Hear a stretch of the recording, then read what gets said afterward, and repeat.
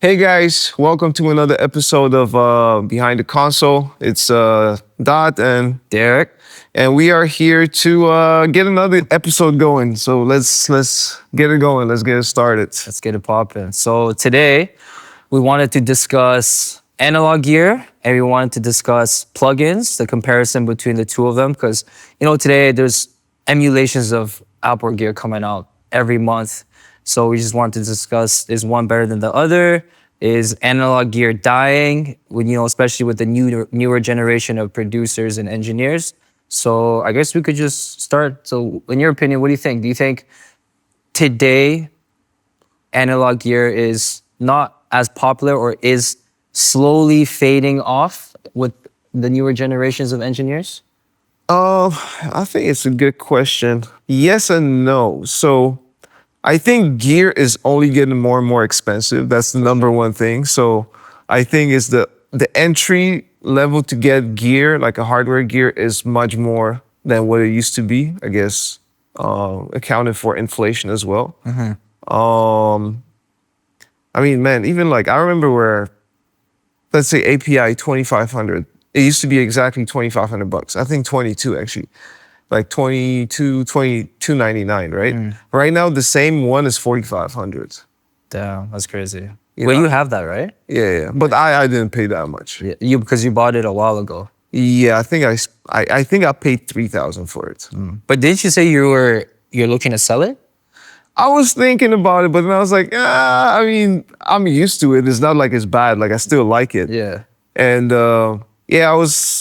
I'm probably not gonna sell it. Sure. I would maybe trade it for the new one, the 2500 plus with the mix knob. I feel like mix knob would be blessed, but again, it is what it is. I was asking Long McQuaid if I could trade it in to exchange it, and they gave me like a ridiculous the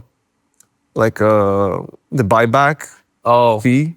I thought it would have been like, yeah, we can take it, but you pay an extra like $5 on top of it or something. No, it's not $5.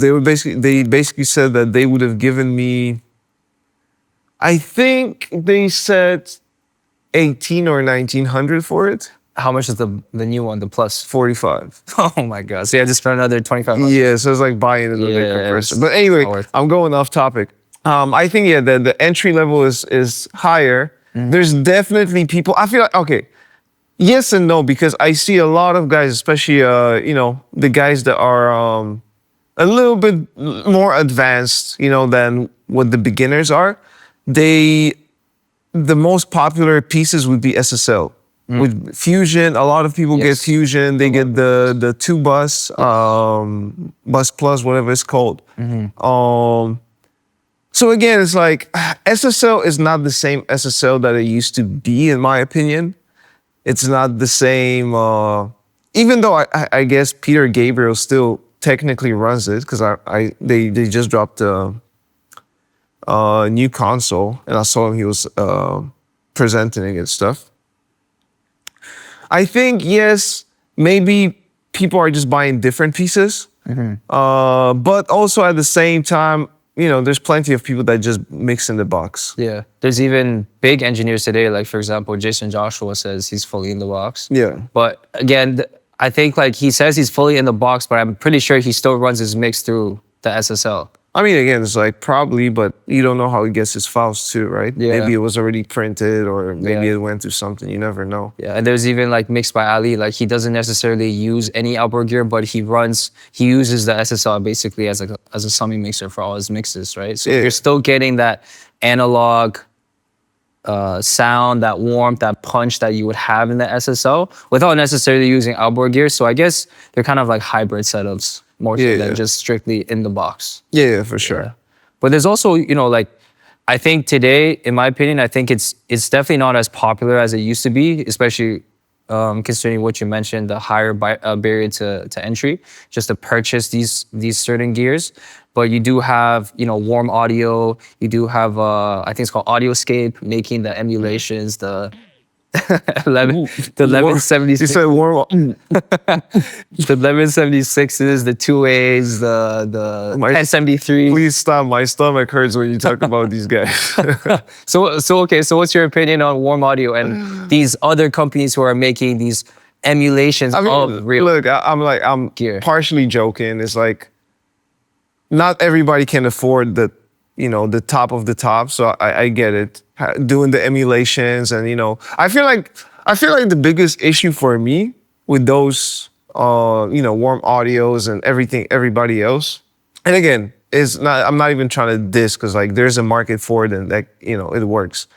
I think I probably wouldn't even have any issue with it if they just made a piece of gear that is theirs and they don't say, oh, this is the 1073, this is this, this is that, because it's kind of being deceitful in a place where you put your brand with the name of somebody else's that has that name already. Right. So it's more of a marketing scheme, you know what I mean? It's like, we're just gonna call it 1073.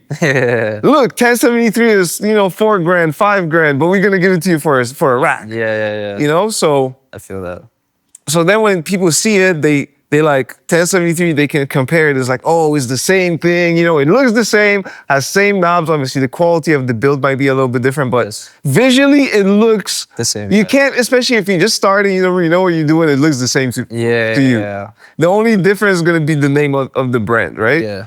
But then it's like those tools, they just don't sound, you shouldn't be saying that something sounds like this if it doesn't sound like it.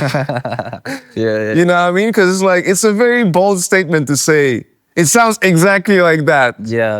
And like, it never does sound exactly Is that what like they say though? That it sounds exactly like it? They might not use the word exactly, but they basically saying that it sounds like the unit. I feel you. You know what I mean? I feel you. Which, as I'm saying, I don't think is necessary truth.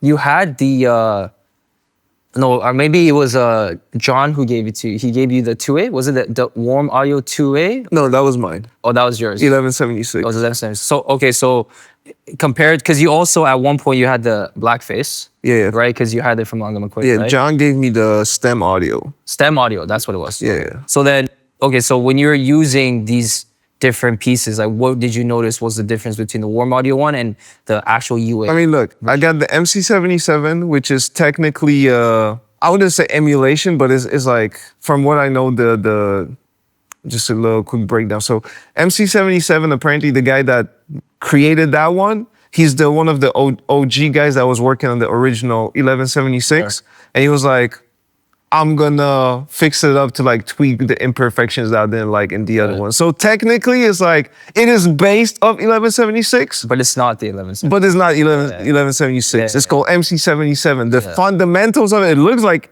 the knobs and everything looks like that because it was based off it. Yeah. But everything else around it is not like, oh, this is 1176. Yeah. It's just different, it's like, this is our version of what I think it would be good, right? But with the warm audio, they don't have the same type of branding. They say it's a 1176. Yeah, it's 1176. Same thing with the stem audio. They say it's a 1176. They call it SA 1176. Right. WA 1176. Right. You know what I mean? So I compared, like, look, I have the original 1176 as well. So I had 4 different pieces of 1176 that I was able to compare side by side.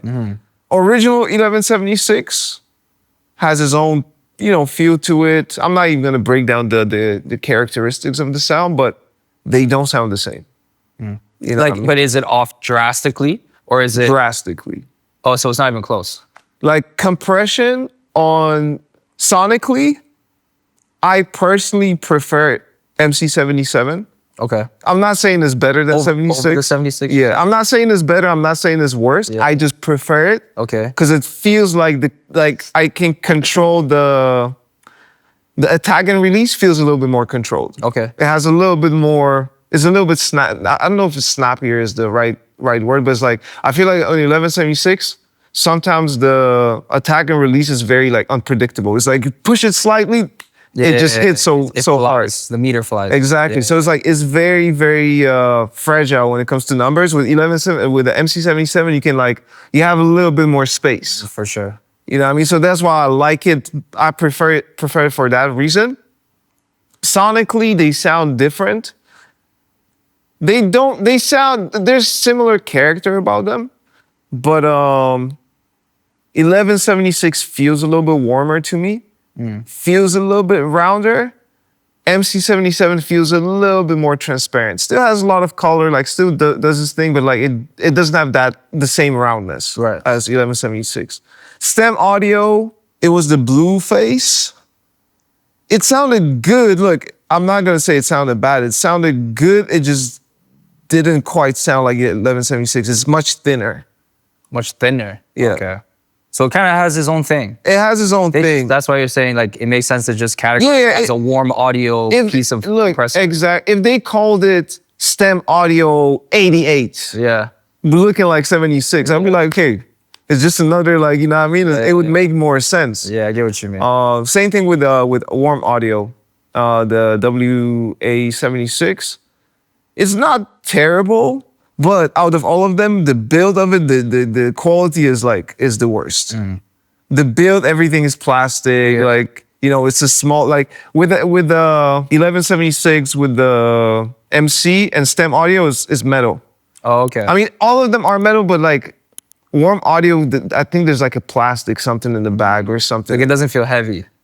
Yeah, it's not heavy. I mean, 1176 is not super heavy, but yeah, warm audio just doesn't. It just doesn't feel like it's the same quality. The knobs are alright. They're not too terrible, but like the buttons, Yeah. they feel like cheaper True. than They feel more narrow and they just feel cheaper. Yeah. Same thing with the Stem Audio. It's like it's not exactly the same. But yeah, as I'm saying, like all of them, they have an application. I feel like if somebody is getting into the world of hardware, that most likely is going to be their first piece of gear. The warm audio emulation. Yeah, or like any of the emulations. It's going to be like one of the first things that it's they cheaper, get. Because that's it's why. cheaper. And I feel I'll say like, for you to get it and learn with it, sure. Yeah. You know what I mean? I feel like at some point you're just going to like pay more attention to a little bit different details when it comes to the sound. You might as well just you might as well just train yourself with the plugin then, because the plugins are probably closer to the actual hardware gear than the emulations, Yeah. right? Yeah. But I get what you mean, though. It's for someone who's just starting off and they're like, oh, you know, I want to step into the analog world, just get my first piece of gear, try it out, see what happens. It's definitely a good purchase for them to just play around with. Yeah. In general. Yeah, Get a exactly. feel for things. Exactly. I'm not a big fan of like the sound quality with warm audio. It almost feels like when you record it into DAW, it loses some of its presence. I see. It just like I don't know. It's hard to describe it. Even I'm working on the record, and the guys and I'm not even trying to bash warm audio because it is what it is. It's just the reality of things. We ain't getting no sponsorship. Yeah, we ain't getting no sponsorship from warm audio. You know what I mean? But I wouldn't be asking for that one anyway. Yo, this guy's bashing even more. Nah. Look, no disrespect. You know what I mean? But anyway, they have a preamp. They have like the warm audio. 1073. Yeah, 1073. Yeah. The preamp. And just when I get the vocals, like they sound pushed. Like they sound like when everything is kind of turned down and stuff, when I listen to vocals by themselves, it's like, it already feels like, you know, oh, they already sound like it's going to be easy to work with them. Like they push, they like in a certain space. Okay. But as soon as I start mixing, it's like the resolution of the vocals is just not there. And it's not the mic, because they have Mojave 201, the same mic. So they're running the mic into the warm audio. Preamp. Oh no, that is the preamp. Sorry. Yeah, That is the preamp. and they have like a baby face audio, like the little interface, RME baby face. Yes. So it's like it's still decent conversion. Yes. You know what I mean? Yes. So it's like it's definitely not the converter, it's definitely not the mic, because I'm super familiar with that mic.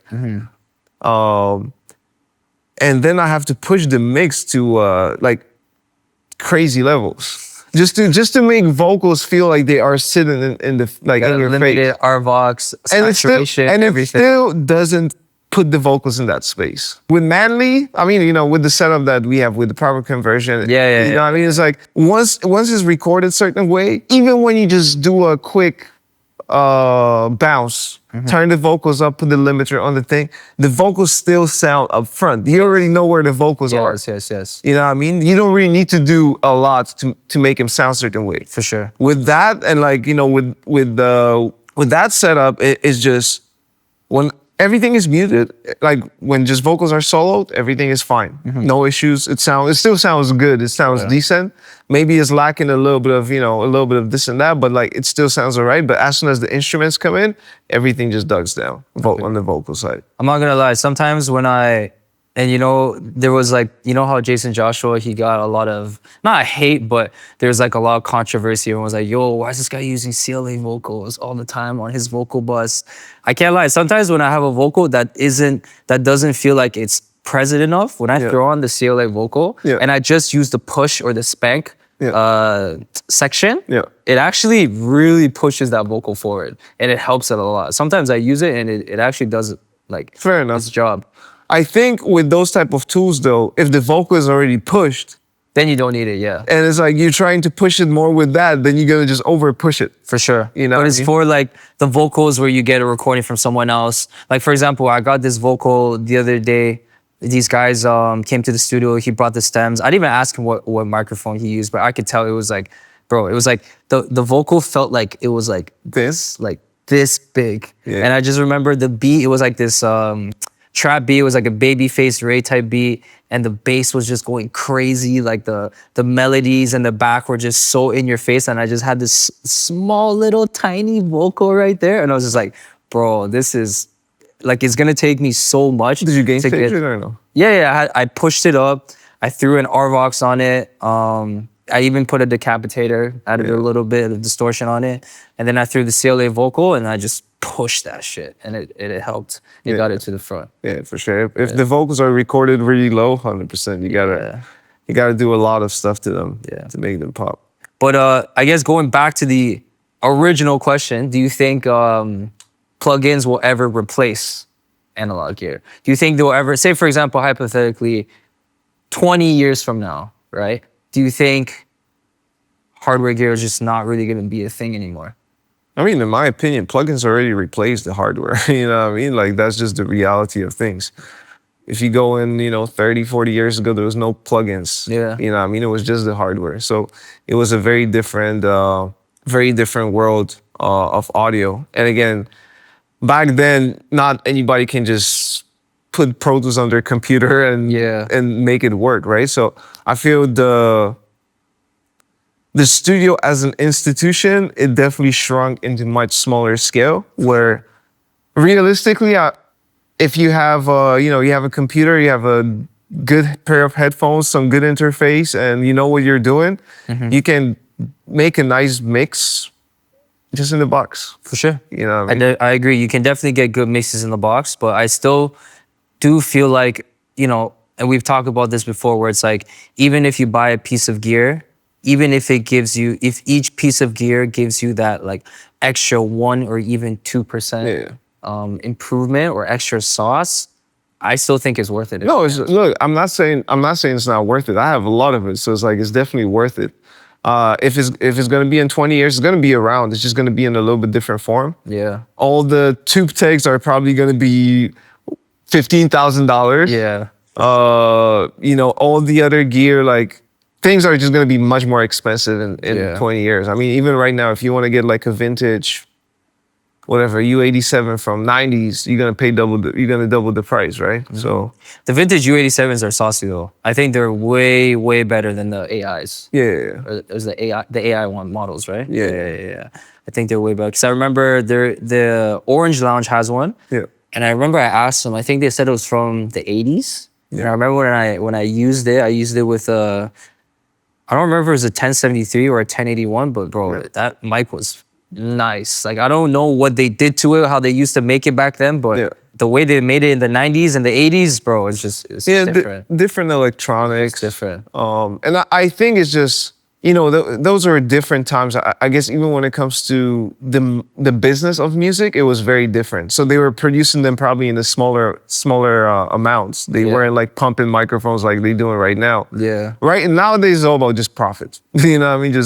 I feel like and I'm not saying it wasn't about profit back then, but I feel like because it was less about just selling more product, it was more about just making the quality of the product. Making the best microphone. Exactly. Now it's about making the most money. Exactly. It's like The we cheapest parts. exactly. It's like we already have the name. Yeah. How can we do it so the cost of making that one microphone instead of being, $1,500 is going to be $700, so we can eat out 800% $800 of profit. For sure, 100%. You know what I mean? So again, it's just the way how things are, right? There's always going to be a drop of quality. That's why TubeTech, for example, these guys, I think these guys are always going to be valuable because they are not about, let's just ship it out to China and do triple the amount of things that we're doing. For them, it's like it's a custom order and you have to be on the wait line because they do it by hands. For sure. And I think like anything related to, I think any gear related to the actual recording process will never die out. Yeah. So, microphones, but even like the TubeTechs, or some people record with the 76, or I've even seen some people record with the Distressor. I think those kinds of compressors and those types of gear, even the preamps, I think those will just never die. 100%. And I feel like we got to think about it from a perspective that how audio quality interfaces everything around audio, how it's going to be in 20 years. Because 20 years ago to 20 years right now is two completely different worlds. 100%. Very different worlds, right? So, and as you see with the music became so popular as an industry, there's a lot of people who want to do music and who want to make music and all that stuff. So it became such a big industry that all the tech bros are looking into how we can make a buck in this thriving industry, Yeah, softwares. Exactly. So Southern, we already have like the microphones with the emulations and like things that weren't around, X amount of time before. And again, the Slate VT or whatever it's called, emulation of C800, does it sound exactly like C800? No, but they go in kind of with the same thing. Hey, buy our microphone for $700 and we're going to give you 20 microphones for the price of, fraction of the price of what those mics are, right? Again, marketing tricks, you know what I mean? It's like, instead of just saying like, look, we're going to give you a microphone that gives you different variations, different patterns, different something. It would be a little bit more truthful. Because it would be exactly the same thing. But again, they trying to sell it by attaching the name of the brand, other brands into like, their thing. I mean, I'm pretty sure they get they got to pay the licensing. Pretty sure it needs to be. Probably. Yeah. Probably. So do you think plugins can replace certain instruments, like real instruments? Because have you ever heard of the plugin Philharmonic?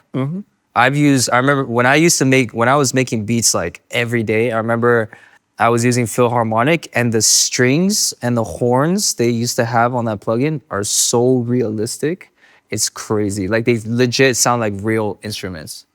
But I think necessarily the sound of it is real, but the way that it's played, obviously through MIDI, you might not be able to fully replicate like the actual feeling of a real violinist or a real trumpet player. But honestly, I think you can get pretty close. I mean, look, you're going to get close enough that a regular person that just listens to music, they're not going to know. Yeah, which is pretty scary too. Yeah, I mean, look, at some point, it just becomes more like a delusion where you're looking for all those little elements, like, yeah, you can use the Philharmonic to do strings and it sounds real enough and everything is good, but you can also hire the whole studio, with like a big live room. Yeah. Get the X amount of string players, whatever you need, and you record everything and you capture the room. You capture like all the little fiddles and this and that and how the sound bounces. Like, yes, technically you playing the same melody, you playing the same thing, but it's just the feeling. The effort that you put in to do something is always gonna come up sounding better. I feel, yeah. because it's a little bit more, you know, it's like, yes, it sounds the same, but with this, you're getting a little bit more movement, a little bit more, you know, just all those little extra Nuances, things. yeah. Exactly. Little mistakes that people might make, the string sounds, the little maybe tiny cracks Yeah, for here sure. and there. So yeah, I guess it adds to the overall But authenticity. I mean, man, it's like plugins are great, you know what I mean, at the end of the day. Oh, 100%. Imagine you have to mix without plugins. You know, it's Possible. and yeah, it's just It's a very crazy. different world, you know. I'd have to buy a desk. Yeah, you gotta buy a desk, whole bunch buy a of desk. gear. You gotta spend so much more money on the gear, you know, because you need Sure. like, you'd probably need everything times at least 2. Yeah. But I think too, like, you know, back in the day when plugins weren't so accessible and there weren't so many emulations of certain pieces of hardware, Yeah. I think back then there were more engineers who had a specific sound because they had specific pieces of gear. Yeah. Do you know what I mean? Because today it's like we all use the same gear. Yeah. Right? But back then it's like this guy might have a 76 and a 2.8, but this guy might have like a distressor and whatever. So Yeah. his sound compared to this guy's sound is just I feel like, yeah, different. definitely. I feel like when it comes to the consoles that the guys were using, that would be the biggest difference. Because I feel like the gear you can always kind of, you know, guys gonna get 1176s and this and that and that. But like the board itself is gonna be your biggest thing when it comes to the sound, you know. So when people were using Neves, people were using SSLs, people were using Amex or what, every board or like, you know, some custom boards, this and that and that. Yeah. Everything would have its own sound. Nowadays, everything is just Pro Tools. Yeah. So it's like from the jump, if you put million people with the exactly the same computer and the same software, every single like everything is gonna sound exactly the same. There's Yeah. not gonna be any difference between like if you're gonna give them this file, tell them put everything on -6, do exactly the same mix gonna side sound by the exact side. same, yeah. It's gonna sound exactly the same. Every single person starts off at the same point. Exactly. Yeah. And if you do those changes exactly, like do it, you know, kick -3, and everybody do exactly the same movements. Yeah. You're gonna compare those mixes when they bounce, all of them gonna know. Yeah. You know what I mean? But if you have SSL here and you have Neve here and you have this and that, and you do exactly the same movements, put it -6, -3, this and that, you play the mix, it's gonna be 2 different worlds. 100%, 100%, You know, so 100%. I think, yeah, I think back in the day there was definitely, I guess, more flavor when it comes to how the music sounds. More variety of flavors. Yeah, more variety and all that stuff. And I feel like too, man, the other day, I had the session and we were just mixing in the session. And I got stems, I got vocals, everything. And I was like, let me just mix in the box. Whatever. I'm just gonna do mix in the box. Using summing though or no? No summing. No just summing, just- straight Pro Tools. Okay. I was like, you know what, let me just I haven't done mix in the box like this for a minute. I'm like, you know what? It's just a mix in the session. Let me see how I can like Was do it 2-track or was it B stems? No, beat stems. B stems? Okay. So I started doing it, bam, bam, bam.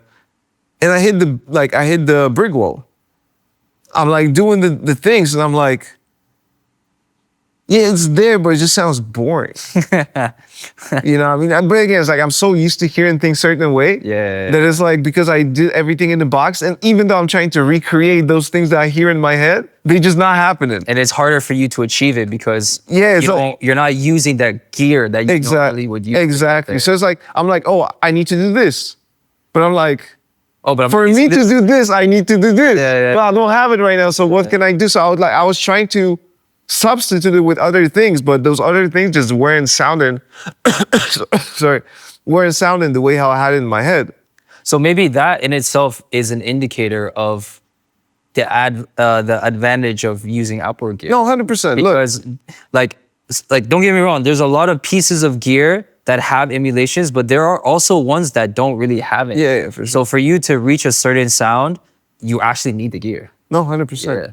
But the thing is that I tried doing that. I hit the brick wall, and I was like, okay, whatever. I'm just going.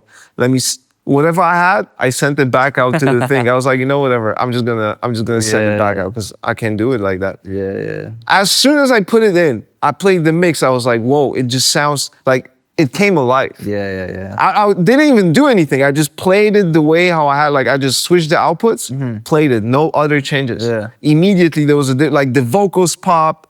It was much wider. There was like so like there was. I felt like the mix is alive again. You know what I mean? So that was the and again I didn't realize it until I did it because I haven't done in the box mix for such a long time. Yeah. You know? No, for sure, 100%.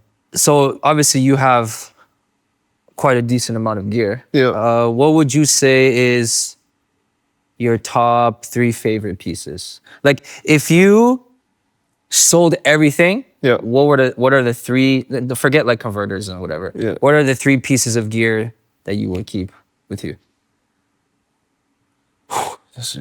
That's a tough one. I mean, one of them Portico, 100%. That's like I agree, that's like not going anywhere. for sure.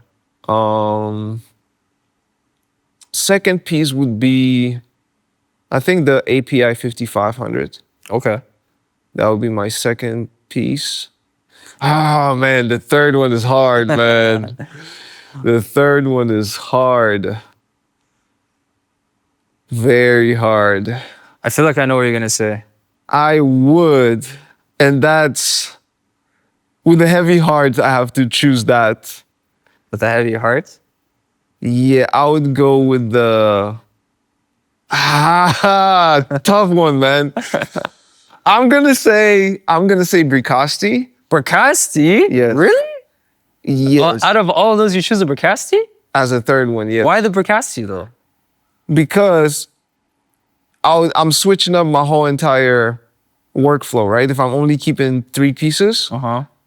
if I'm using 3 pieces, I'm most likely not gonna need Sigma.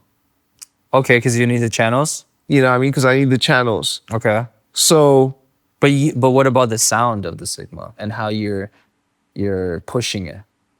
yeah, I mean, look, it's an unfortunate thing. I'm just saying, if I'm keeping the same converters and everything, Yeah. it would be a little bit different Yeah. option.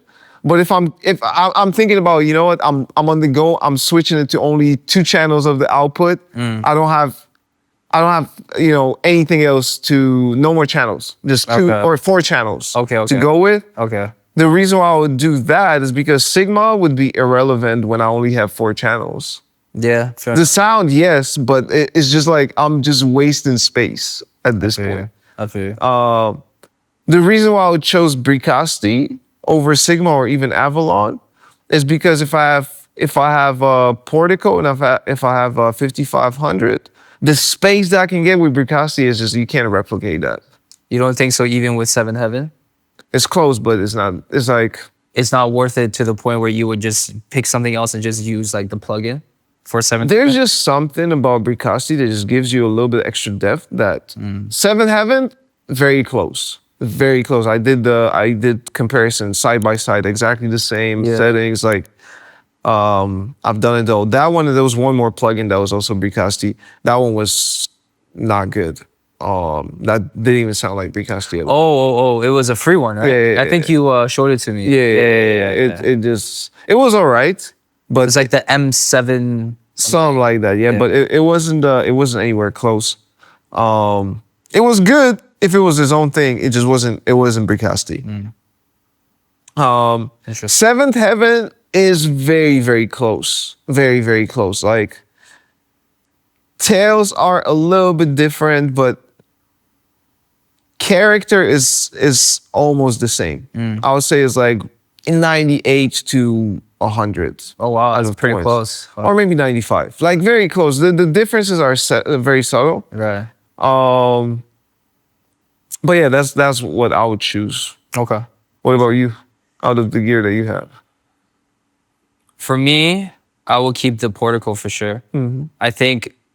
I know for you, you have things routed a little differently because you have multiple pieces of equipment on A and B. But for me, my entire mix is running through Portico at this point, as opposed to like sometimes I switch out the 808. Yeah. But I think the way that you can push the Portico, and I love the SFE section. I think that adds like a lot of nice width to your mixes. I think it's just, you just can't, I just feel like you can't get that in a plugin. Yeah, I mean, Portico is not going anywhere. Yeah. Portico has to stay. You can't get that anywhere in a plugin. And it's like, I just love the vibe of Portico. I just Yeah. love the way how it feels. It feels modern, but still kind of vintage. Yeah. It has it just feels good. Yeah. It feels like a summertime. Feels like a summer. That's a great way to You know? describe a plugin. Like, yeah, Portico is like the weather outside today. That's what it is to me. How often do you usually use the saturation on it? Do you use it often or no? I alternate. Sometimes I use it blue, sometimes I use red, sometimes I don't use it at all. Like, depends on the mix. I always my settings are never the same. I always change the settings on every single song. So Do you use it often though? Is what I mean. the General. The silk. depends on the mix. True. It's like some mixes benefit from it, some don't. I mean, it's probably like, it's like out of 5 mixes, I would probably have it on maybe like 2-3 times. Okay, true. Like depends on what what I'm working on, but yeah, around that. I use it quite often. True. And then I think I would keep the clariphonic. I think just the clariphonic and the Portico go really well together. Yeah. Especially because the Portico does darken things a lot when you push it. And I feel like I remember one time I tried mixing without the clariphonic and I feel like I was just missing a lot of my top end. Yeah. A lot of that kind of like sparkly clarity that I got with the clariphonic. And then as soon as I turned it on, I was like, oh wow, like the width, Yeah, big the difference. high end, it was just so much better. And I was like, bro, it's just a great combination. Yeah, you know? for sure. Unless you replace it with something else, like a mag or something else, you know? Yeah, I mean, I had Mag. Like, it's good. It's not Mag is good. It's not necessarily like I liked it in the beginning, but then as I kept working and working, it's like there was something about it that just bothered me. I think number one thing, the frequencies are set. Yes. So I'm like, I understand the decision of I understand why they chose those frequencies. But like, what if I want different frequencies, you know? I mean, a clariphonic technically is also set. But clariphonic is a very different, it's a quite different philosophy behind how it works. So it doesn't bother me. True. It's not like an EQ. Yeah. It's like, it's more of an exciter. Yeah. Like lift, open, tight, diffuse. Exactly. So I think it's more of an exciter. Mag, like, you know, the air band and all, like, it's cool. It sounds good. Don't get me wrong. It sounded good. The only thing that kind of always bothered me, and again, it sounds great, it just had like a plastic sheen around it. It's like, it still sounds good, but it makes it, what's the right word? I don't want to say sterile because it's not the right word. I don't want to say it boxes the sound, but it just has like a very specific character. That you didn't like. I wasn't fan of it. It felt like it's taking too much away from Portico. Okay, fair enough. And it was adding it was adding something that I wasn't necessarily looking for, and it was taking something that I liked. Okay. Did you replace it with something or you just sold it? Yeah, I got the Avalon 737. Oh, right, you got the Avalon, yes. Yeah, that was between, I was tough decision between Bricasti and the Avalon, but, you know. So, okay, so I guess another question, I guess the last question I'll ask you is, what is the next piece of gear you're gonna get, if you were to get one? My next piece of gear that I'm gonna get is gonna be whatever it says that when I'm on Reddit reading the Wall Street bets. It's gonna be a stock, you know? Yeah. I feel like, honestly, when it comes to gear, I have everything. Like, I've had so many pieces of gear throughout my life. Yeah. You know, like I bought this, I sold this, I tried that, and like I just kept going back and forth. I feel like finally, usually it's like it was always bothering me. I'm like, sonically, I'm missing this, something. I'm missing that. Right now, I feel like, okay, maybe the only thing that I'm gonna get at some point is gonna be new converters, most likely the Orion, like the Galaxy or whatever. Goliath. Or Goliath. That's like 15 bands though. Yeah, so that's something that would probably be something that I would go next, because I feel like my conversion could be better. But I do have Neumann, the MT40 48. So I'm everything is going out of Orion, But on the way back, I'm using the Burl and I'm using the Neumann. So it's like I'm getting a little bit more headroom with the Neumann, and like no, it's just I'm getting something on the side of the conversion that's a little bit different. But when it comes to the actual hardware gear, I think I'm good for now. Yeah, I think you're good too. You know, I I don't even mean- know what you would get. Yeah, it's- as opposed to you converters. Yeah, because sometimes I go online and I'm like, oh, let me see what's out there, and like nothing. When I see things, I have no emotional connection. It's like there's certain pieces like the Avalon. I want it. I was like, I want this piece, but I was like, I also was like, because in my head I was like, this is gonna be what I'm looking for the sound, like sonics that I'm looking for. Right. I got it. First, like when I first tried it, I was like, I fucked up. I was like, man, I just spent 3 bands for nothing. But then like, sometimes you get a piece of gear, you don't understand it yet. Yeah, you gotta learn it first. So it's like, I had to like, start playing with it, understand it. There's a whole bunch of knobs. There's like sliders and all that stuff. So I just took my time with it. And when I combined it with Portico, and I was like, that's what I want. That's what I was looking for. In terms of like the EQing. Just sonics, just the way how, because it's a tube compressor, so it's just the way how it hugs everything. It gives me that 90s classical feel that I always wanted to have in my things. So what would you say is the difference between the Avalon and when you were using the Clariphonic? The Clariphonic or Mac, Sorry, the Mag. My bad. just very different world. It doesn't have that sheen that Mac had. But you were using Clariphonic with the Portico too before, right? Clariphonic is still I still have it. Oh, you still have it? Yeah, yeah. Okay. Clariphonic is still in the Is it same the same chain? Yeah, yeah. So you just switch between the Clariphonic and the Avalon? No, both of them are there. Or use both of them? Yeah. Oh, I see. The thing is that with Clariphonic, I used to do like, sometimes I would turn things up like, 4 or 5. Like I would go a little bit more extreme with the gaining. Right now, only 3 is tops. True. So 3 would be my extreme case. Yeah. And usually I try to keep it at like 1, 2. True. So I just like very, very little, because the high band on the Avalon? it just gives a little bit different type of clarity. You know what I mean? It kind of lifts everything in like it just makes it shine. Yeah. I feel like Clariphonic is great, but sometimes when you push it too much, it kind of gets a little bit tinny in your ears. It's like It does. it gets like a little, not sharp frequency, but there's something that kind of gets too much in the ear. There's certain frequencies that start piercing a bit. Yeah. So yeah, for I mean, same thing with Avalanche. Like if you push it a lot, yeah, but even when you push it like all the way up, even though you can hear those sharper frequencies, it's not as much in your ear as it is on the. So it's just overall just smoother on the high end. Yeah, and I think it's also because it goes through tube, right? So Right. What's the highest frequency on it again? 40. 40? Sure. Yeah, I think 40. Yeah, that's pretty. I mean, if you're boosting around 40, then yeah, you're probably just gonna get a lot of smooth Yeah. sheen on top. Yeah, for sure, Yeah. for sure. What about the third piece? You didn't say the third piece, no?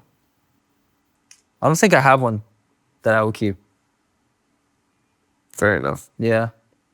I don't think I would have one that I would necessarily, because right now I want to sell. I don't know. I haven't really been using my distressors a lot, so I'm gonna sell one of them for sure. Yeah.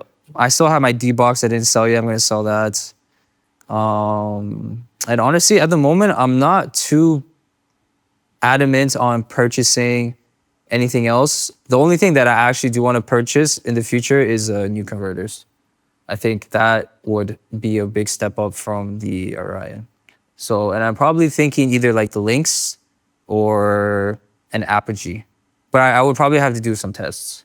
Yeah. I mean, the thing, depends on how many channels you're going with, right? But, But I mean, I think at this point, because there was time when Antelope, the price you pay per channel made sense. Because, Lynxes and all that stuff was so much more expensive. But right now, it feels like they are in the same price range. You talking about the Orions? Orions and like Lynxes when it comes to like price per channel. Yeah. So yeah, I mean, I don't know how the new Orion sound. Hopefully good, Yeah. but you know. I don't know either. I know the Lynx apparently sound amazing, the new ones. Yeah, So, yeah, I've been seeing a lot of people use the links, but even at the Apogees as well. Yeah. And you were Apogees? yeah, Apogees were always like top of the line when it comes to converters. Yeah. So like, yeah, but realistically, I mean, it's all personal preference. It's what you're looking for, you know what I mean? For sure. Even like the SSL Alpha Link. Oh like yeah. I still love those converters. Even though, you know, I sometimes I listen to stuff that I mix on them and I'm like, they not perfect, but they still sound great, even though like it's almost like its own tool Yeah. in a way, you know what I mean? Because you get in the high end conversion and it like kind of rounds things up and it's like it just has a nice little touch to it. I think at some point, maybe when I'm like up with like all the stuff that's supposed to be up with,